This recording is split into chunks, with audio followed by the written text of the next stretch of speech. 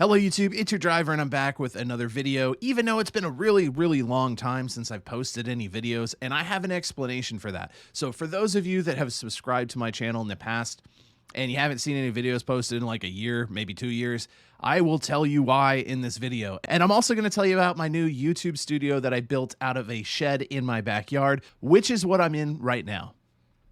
So first, the reason why I haven't been posting any review videos is because my life has been crazy over the last few years. I've been moving a lot, and every time I move to a new house and I get set up, well, then I've had to move again and again and again. So I'm finally all settled in a permanent house that I don't plan to move anytime soon. So I went ahead and invested a lot of money into setting up my own private YouTube studio to record videos, and my goal is to post content on a regular basis, at least once a week. So for those of you that continue to follow me all this time, I really appreciate you. If you've been around for a long time and you've been subscribing, definitely leave a comment so I can say hi to you again. Welcome back. So let's go ahead and talk about what this video is actually about, and that is how I converted a backyard shed into my new YouTube studio. Now, this video isn't going to be super like technical and all that. I watched a lot of YouTube videos on how to convert a shed into a studio, and that's how I learned everything. I am not a construction guy. I'm not a builder, but I was able to watch plenty of videos and learn how to do it. So definitely feel free to check other videos if you're looking for technical advice. What I'm going to do in this video is just give you a quick walkthrough and show you step by step what I did. And I'm going to show you from start to finish basically the process I took to convert the shed to a studio. All right. So you should be able to see my screen now. Basically what you're looking at is the shed that I bought. I saw it on Facebook Marketplace. I said, you know what? That's a perfect shed. It's 10 by 12. That's just enough space to put my desk in. It's enough space to make a little private space, put in my backyard. So here's the shed I saw. I went and checked it out. It was on this really big farm. This guy had a bunch of stuff. But anyway, what was really cool about this shed was he had already done all the electric to it, and he had said that he had insulated it and it was finished and it was ready to go. So I thought, okay, great. I'm going to buy this shed, move it to my backyard, and I'll be ready to record right away. Here's a picture of the front of the shed. This is the picture of the guys that I hired to come move the shed from this guy's house over to my house. They're loading it up on the trailer here, as you can see. Now, when they got it back to my house, here's the crazy thing. It wouldn't fit beside my house. So I had to actually pay another person to take down my fence so they could deliver the shed. Here's them taking down my fence, and they're moving the shed in. Now, once I got the shed, this is what the inside looks like. It was really nice. I mean, it had wood all around. It had the metal siding. It had the electrical plugs. You can kind of see them up on the walls there, all the electrical plugs ready to go, right? Well, here's the downside to this shed. It wasn't actually insulated. And I live in Florida, and it was really hot. And so I said, you know what? This is not going to work. I need like legit insulation. So I had to tear all the insides out, take it back to scratch to start over. So if you're looking to build a shed, honestly, just start from scratch. It's a lot easier because then you can plan out exactly what you want to do instead of buying something pre-existing that someone else did, because it's a very good chance that they're telling you they did a lot to the shed that they didn't actually do, like this guy who had no insulation in the walls. In fact, there was literally gaps where the air was blowing from outside inside, and it was just a bunch of chaos. So as you can see here, I pulled out all the wood and I started fresh. All right, so this is what it looks like after I removed all of the walls and the ceilings and everything, right? I got my little rocking chair in there because I needed to take breaks once in a while, and a little portable air conditioning in there to help me stay cool. Here's a couple different pictures showing you what it looked like inside. You can actually see all the electrical that was already run, and basically what it looked like once I took the walls down. These little bundles here you see on the ground, that is the insulation that I bought. So after you basically rip everything down, or if you buy a brand new shed, then you don't have to do all the ripping down. It's ready to go.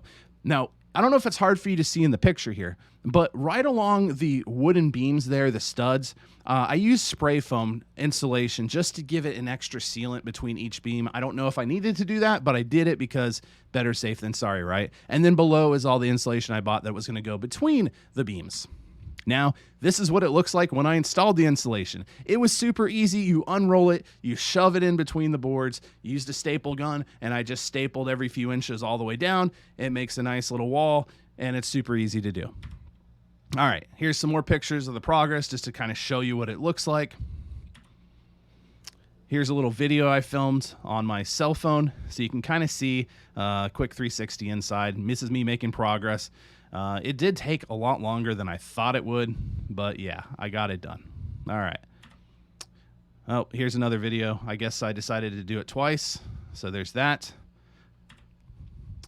And obviously it's late, it's dark outside. But yeah, this is just me doing little quick updates as I added more insulation to finish up the shed. All right. So one thing I'm going to point out in this picture, after I finished all the insulation, one of the things I read online was that insulation is only effective if you have a really airtight seal. So that's why I use the spray foam in places when I needed to. But you'll also notice around the electrical plugs, you see that aluminum tape there. I had to add that to seal up the air, because when you cut the insulation, you kind of cut a hole out and it leaves a gap there. So I use the tape to seal in that gap and make it airtight. All right, so at this point, all the insulation is done on the walls. The next step was to do the ceilings, and so that's what you see there on the right is the ceiling insulation. It's a lot bigger than the wall insulation. Here's another picture of that. And now this picture shows where I actually hooked the portable air conditioning up to the shed. Now this air conditioning is not the one I'm currently using. I thought it would be good, so I actually bought a... for my drill, I bought a, I don't want to say a drill bit, but it was a 6-inch hole, like circle thing that I was able to basically drill a 6-inch hole right through the wall so I could run the air vent out through the wall. But I realized that that kind of air conditioning does not work because it ended up creating a terrible negative pressure inside, meaning that that air conditioner is sucking air from inside the shed, right, and pushing the hot air outside. And so basically it made it almost impossible to open the door because my shed was so airtight. And it was also sucking air in through the electrical plugs itself. I mean, it was crazy and it didn't get hot and it was just really not good. So later on in the process, I get rid of that and I replace it with a mini split air conditioning unit, which I would highly recommend because I'm in love with that thing. So anyway, we'll continue on. All right, this was the light that was already in it, but that's, let me work all night long because I had lighting. So up next, you can see I put the drywall in. Basically, put drywall. I hired someone to do it because drywall is not my thing. So I hired someone to come in. They put in the drywall, got it all nice and done for me. And then the next step was to go ahead and start painting. All right, so this is what the shed looked like when I finished painting it. You can see my little hole in the wall there for the air conditioning. But I chose a paint color that I thought would be good for a studio. It's called Raven Black. I got it from Lowe's. But anyway, that's the paint. We got the paint done. Then I added some carpet. This carpet right here, I was able to go to Lowe's and have them cut it out exactly the size I needed. So I was able to bring it home and just roll it in. And it only cost me like $70 for that little piece of carpet to fill it in. All right. Now you can see on the back wall, that is the mini split air conditioner that I ended up using that is so much better than the portable AC. I don't have to worry about the negative pressure problems. I don't have to worry about it sucking stuff in through the holes in the walls and all. It was crazy. The new one is amazing. It keeps it really cool and it's also really quiet, which is super nice. So yeah, goodbye to this guy. Don't need you anymore. And moving on. All right, now to the fun stuff. As you can see, my ceiling changed. I decided to soundproof the entire ceiling. This stuff is awesome. I'm not going to say it's a perfect soundproof, but what it does do is it cuts down on all the echo that I have in my studio. So when I'm talking here on camera, you don't hear that echo like you would hear in an empty room because of all the soundproofing on the ceiling. I also put soundproofing on the door to the shed, and I don't think I have a picture of it. But, oh, well, here's the final product. So you open it up, you can kind of see the soundproofing on the door there. But yeah, this is my final studio once everything's done. I also added these really cool LED lights I got from Govee, where you can change stuff around. But yeah, there's my desk, there's my mic. So yeah, this is exactly what my shed looks like. So there you have it. That was my shed to YouTube studio conversion. It really wasn't as hard as I thought it was throughout the process.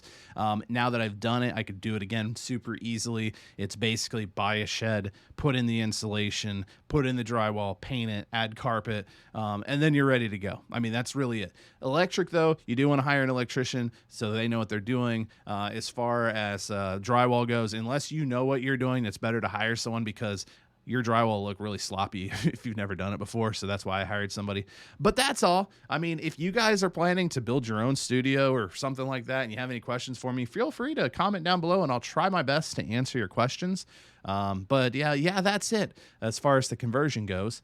Now about the channel, stay tuned, guys. I'm going to be putting out a lot more videos. I'll definitely be doing some reviews, and I also want to start incorporating non-review content, so I'll have some videos that I'll be doing that are not review related. If you haven't done so yet, definitely hit that subscribe button, maybe hit the thumbs up on this video for me. But until next time, it's your driver. Have a wonderful day.